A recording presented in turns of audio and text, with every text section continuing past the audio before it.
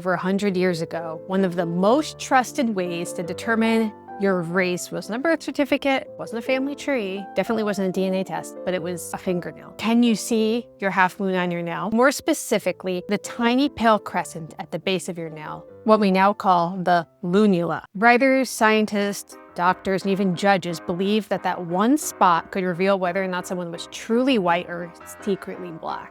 In some cases, the lunula is even described as proof of whiteness. But today we're going to trace the bizarre and disturbing history of what some call the half moon test. Hi, my name's Danielle Romero. Thank you so much for being with me here on my channel where we talk about American identity and family stories. And if you'd like to connect with me off of YouTube, please come connect with me off YouTube at patreon.com/NYTN. In the 1859 play called The Octoroon, a young woman named Zoe was white passing but legally classified as black. And she gestures to her hand in a moment of crisis.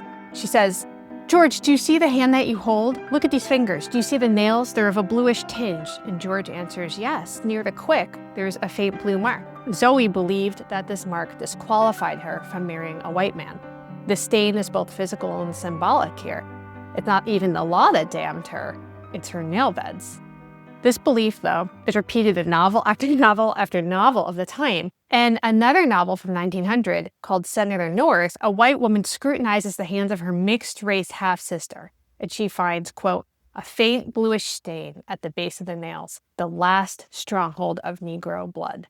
In Francis Keyes' Crescent Carnival from 1942, a white character says this about a woman, quote, "That girl you saw is 1/16 colored. It won't ever show in her hair or her skin or her eyes, and not even in her fingernails, and they're the greatest giveaway." Now, across these texts, fingernails became racial documents.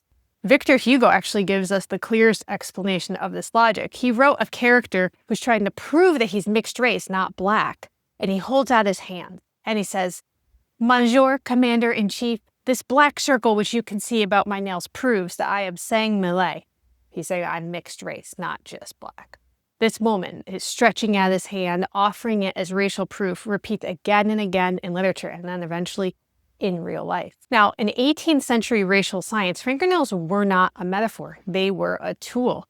The French anatomist Jean-Baptiste Labat was writing in 1722, and he claimed that newborn babies could be racially classified by just examining their fingernails at birth. This is what he said. Quote, "If they are black in this area," he means the fingernail bed, "the child will also become black, according to this infallible mark. Should the spot, however, be white or nearly white, one may say with certainty that the child is a mulatto."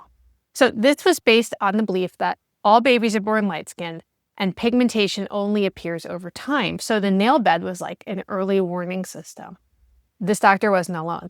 Another doctor named Moreau de Saint-Marie echoed this method in his classification system during the Haitian colonial period. He instructed readers to look at the root of the nail for signs of African ancestry. So this is like a global phenomenon at this point. And these anatomical observations also appeared in the official record of the French Royal Academy as early as 1702. And a man named Alexis Letray noted, quote, "All Moorish infants have birth nails which are black at the extremity." So in here, he's conflating Moorish ancestry and African ancestry. So even in this context, whiteness is assumed to be this marked absence of color, and blackness is the presence of it. But this wasn't just pseudoscience. This shaped policy, court cases, public opinion. In 1925, the Rhinelander trial made national headlines because there was a wealthy white man and he had attempted to annul his marriage after learning that his wife, Alice, had black ancestry that he didn't know about. And so among the so-called evidence against this woman, Alice, in court was her physical appearance, including her hands and her nails. This is in 1925. So even outside the courtroom, these beliefs are living in this everyday racial surveillance. A trace at the nail root, real or imagined, could call someone's entire identity into question. Now, by 1932, physician Samuel Monash tried to challenge this myth with a formal study. He examined the nails of 296 black people across age groups, and this is what he said.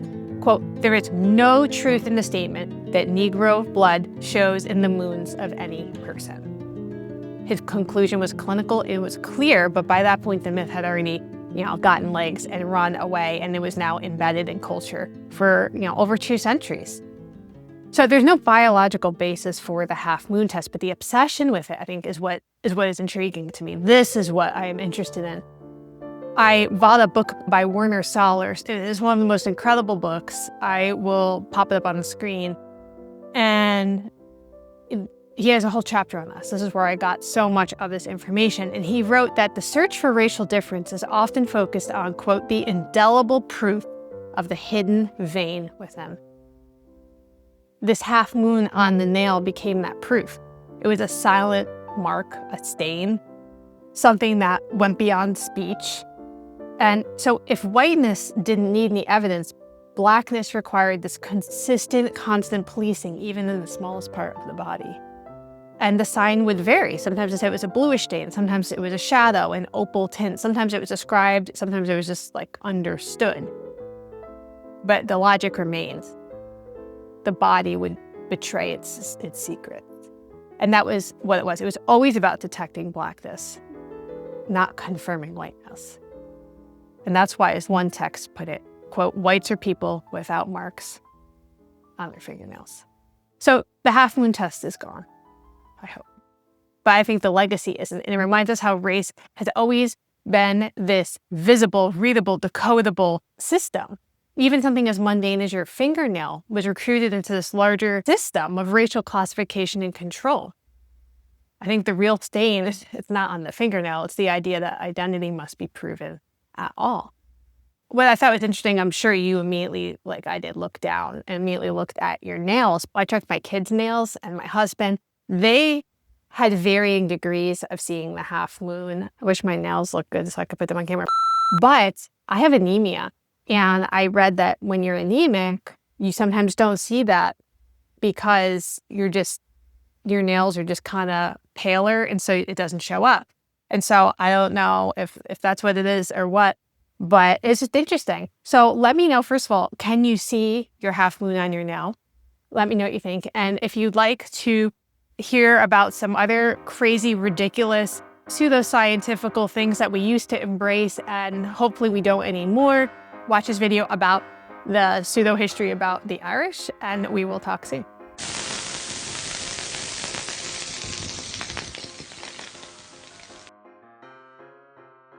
Over the last 2 years, I've been telling the stories that often get ignored. But lately, I've been facing an uphill battle behind the scenes of each video. My videos are getting flagged by YouTube when all I'm doing is sharing real history. If these stories have ever resonated with you or given you a new perspective, grab some Be a Good Ancestor merch and help me keep this channel going. Check out nytonashville.com.